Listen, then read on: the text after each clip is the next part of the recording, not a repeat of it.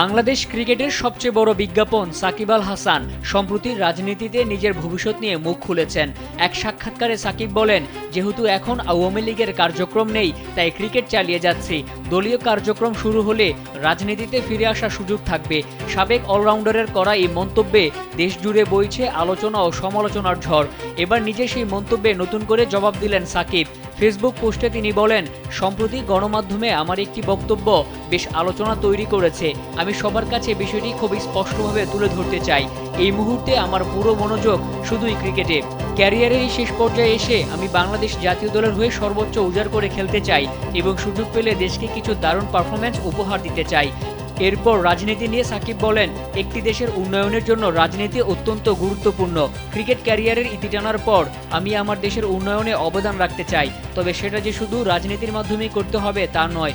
রাজনীতি ছাড়াও দেশের জন্য কাজ করা সম্ভব, তবে হ্যাঁ, রাজনীতির মাধ্যমে কাজগুলো করা হয়তো অনেক বেশি সহজ হয়।